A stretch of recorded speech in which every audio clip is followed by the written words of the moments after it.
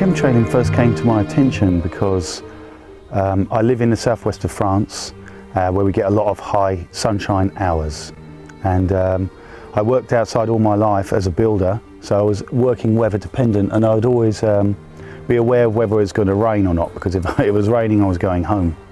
And when last year there was no sunshine. The sky seemed to be littered with these trails in the sky, and it really caught my attention because I thought, well, I've never seen this before. So I started to look into, well actually I'd heard about HAARP very briefly, but I kind of skipped over it, but I knew it had the capacity to affect the climate and the weather. So I started to look into what might be happening in the skies with weather modification, and I came across chemtrails very quickly. And when you start to look into chemtrails, there's an awful lot of information on the web, which really opened up a lot of doors for me, and I started to research it, and I realised there was a lot of disinformation. There's a lot of sophisticated disinformation sites, which immediately made me realise that something is going on that's big. And I started to realise that chemtrails is a big phenomenon. So what was chemtrails? It was they weren't contrails because they persisted. A normal plane would leave a short trail that would dissipate. That's what I always remembered when I looked up at a normal sky. And these trails, they were lasting all day long, and they were making X's and grids and peculiar shapes in the sky that I'd never seen before, I'd never really noticed. And as I started to research into it, I came across a movie called What in the World Are They Spraying? And that really opened up my eyes and helped me to start researching appropriate material and steering away from the disinformation. And I guess it became quite a journey as I started to uncover more information, and it started to build a bigger picture for me. And then I wanted to find out stuff for myself personally, so I did a rainwater analysis to find out if what I'd found in that movie, What in the World Are They Spraying, was relevant. So we did a rainwater analysis, and we had excessively high amounts of aluminium, barium, strontium, and many of the other metals they said they would be using for geoengineering, because geoengineering is like the official term for chemtrailing. So it became very conclusive for me. It confirmed, and I became very convinced then, and I started to make videos of these strange X's and grids, and I wanted to share what I was finding, so I started up a YouTube channel, and lots of people started to make comments on the videos, which added more fuel to the fire, because lots of people were interested. So I started a journey of constant research and constant documentation, video documentation, and studying legitimate evidence documents, scientific journals, and government papers. And basically I started to realise that there was a genuine thing going on, and I became convinced that I had to expose this as best I could.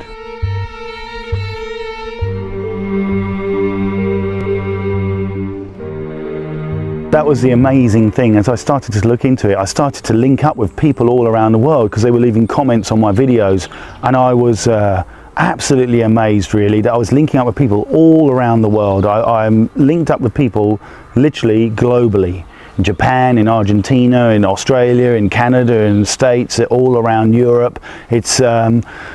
I was absolutely inspired by the number of people that made contact with me and wanted to know more, and were sharing what they had found. And I realised this is global, and we have a magnificent open source situation where people are sharing as much information, trying to expose the truth. So I became like a conduit sharing that information, because lots of people were interested in my videos and were leaving comments, and we linked up lots of groups on Facebook, which really was a massive awakening, because I realised there were hundreds of thousands of people globally concerned about this, if not more. Without a doubt, there are many documents that I have found that weather modification is a key purpose, but as you research into it more, you can find more and more evidence to suggest multiple usage, so that there are more than one issues, or more than one uses. And I think that when you realise that a massive program like this has to be going on with the complicity of many governments, but it's not open, it's covert, then you're not going to do a program of this size when you could, just for one purpose. So I think that there are definitely other purposes, and from research that I found, I can see there are many different uses of this technology. It's a weather warfare, really. Absolutely, absolutely. And when you do start to research it, you can find genuine documents from the military, particularly the US military, and from US universities that confirm it. But I myself have filmed military planes spraying, turning it on and off at specific points to make X's and to make specific shapes. I've filmed it many times. I've filmed military planes, I've filmed big white planes with no markings whatsoever, and I filmed other planes using Flight Radar 24, confirming which planes they might be, co-opted commercial planes. That's how I started to realise how huge this must be, that there are dedicated chemtrail fleets, there are military planes doing it, and there are co-opted commercial flights, which by using Flight Radar 24 you can confirm it, because I'm filming the planes, and I can film planes that are in the same airspace with only 500 meters difference in altitude, and one's got a short contrail and one's got an horizon to horizon stretching chemtrail. And chemtrails is actually being officially recognized by the US government in a document that Congressman Dennis Kucinich wanted to pass through a bill. He mentioned chemtrails as an exotic weapon, as well as other weather warfare, psychotronic weapons, and frequency weapons, and different types of weapons that are all linked in with the research. When you start to find out about chemtrails and HAARP, it's officially been named, but that bill didn't get through because he wanted to make sure that space couldn't be weaponized. And it didn't get through Congress. So, but it is mentioned, chemtrails is actually mentioned as a word specifically as an exotic weapon. And there are references to HAARP by the European Union requesting permission to find out about the non-lethal use of HAARP as a weapon. And so there are lots of official references to these phenomena that I've been documenting as weapons, which that then ties it to the military, ties it to the governments. What I found out that the particles that are in the sprays, when the trails cross each other and they form these X's and grids, they become a mobile antenna. And I've got documentation that talks about this and how they do this. They reflect it off the ionosphere and they bounce it off an antenna so that they can go over the horizon with the energy that they're using from HAARP and from other installations which are the same ionospheric heaters. What they can do is they can change using different types of frequencies, extremely low frequency, very high frequency, very low frequency, a whole combination. They can change the air pressure.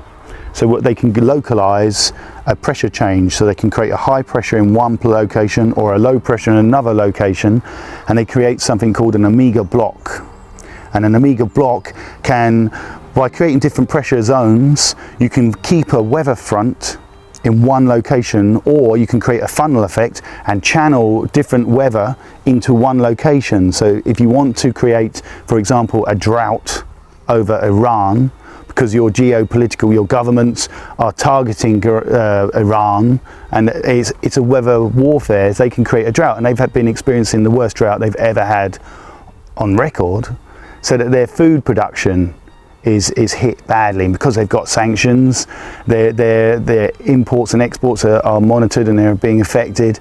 So that's how they can use this as a weapon. They can induce droughts, they can induce hurricanes, they can induce floods, they can create earthquakes, they can trigger volcanic eruptions. And now that people are starting to focus on what could be possible, they're researching the evidence, they're using the available resources to confirm this. You can look at the magnimeter that measures the activity of these HAARP installations, and there's always a spike before an earthquake, There's even a Japanese scientist who specialises in GPS technology, and he's noticed a big change in the GPS activity just before an earthquake, which is being affected by the use of HAARP. The GPS isn't a part of it, but there's a record of the atmosphere being changed. And as far as global warming concerned, there's a German scientist who's recently talked to the Royal Society about solar activity and the fact that many of the other planets are being affected. Many of the other planets are going through changes at the moment, which means that the global warming threat isn't man-made, because men aren't on the other planets and they're not affecting those planets as well. So changes happen to planets, and our planet does go through cycles. For example, the Vikings were growing barley in Greenland up until the 13th century, which means it was much warmer then. Then we had a mini ice age in the Middle Ages. And of course, man's industrial activity had no impact at all in the past. So there were great changes going on, and you can't correlate that with human activity. So global warming is a big agenda for us. It's a big problem for them to react to, and that's what geoengineering is. Geoengineering is a response to the threat of global warming. So this is why there's so much in scientific documentation about what geoengineering is and all the various elements of weather control is, because that's a response to this global warming threat, which realistically the global warming threat is a fraud. It's very, very simple to understand. With the HAARP facilities, they can, by creating these omega blocks, by changing the air pressures, they can hold, they can funnel in a cold front, and they can hold it in place with the omega block, so that they could, for example, I think in the UK that you had 80 consecutive days where it was below zero. That's the first time for many, many years that happened. But the problem with that is that it's affected the harvests. And when you affect all the harvests, the cost of the food production, the cost of food supply, it goes up. Now, we're now seeing a new market evolve in weather derivatives, where big money is being played out, where they're betting against a harvest, whether harvest is going to be good or bad, and it doesn't matter whether it's good or bad because they control the price of the grains.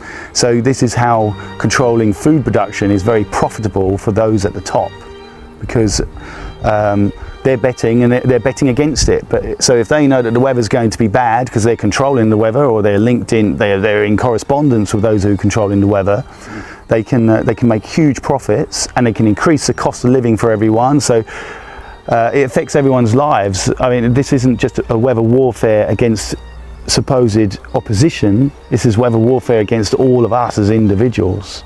And this is why it's very concerning, because this is all a revelation to me, to realise that perhaps our governments aren't working for our best interests. They're working for corporate interests. They're not working for us, we the people. We are supposed to elect these people who should be serving our best interests, when clearly now I'm starting to understand they're not working for our interests at all.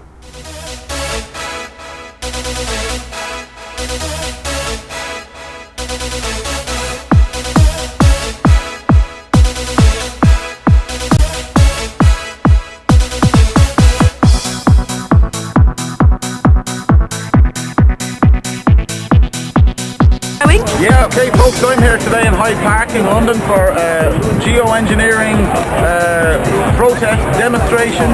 Started off with about 5 people here, just packed out here, loads of people here.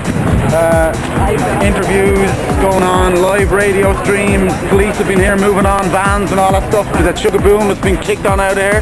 Police harassing well-meaning innocent people just going about their business. Come on over here, I want to show you. When I went to school there was about 7 clouds. Now they've got all sorts of new clouds that they're trying to normalise all these chemicals raining down on us through. Look at all this. Did you see anything like that when you were young? I didn't. All new, harped out of the skies. You can see all the frequencies from the radio waves being sent up. 1 billion watts of power the HAARP facilities can shoot up to the sky, to the ionosphere, and they use the particles from the aircraft to conduct their magnetic fields. So they're changing normality, they're changing reality, they're trying to normalise these crazy clouds.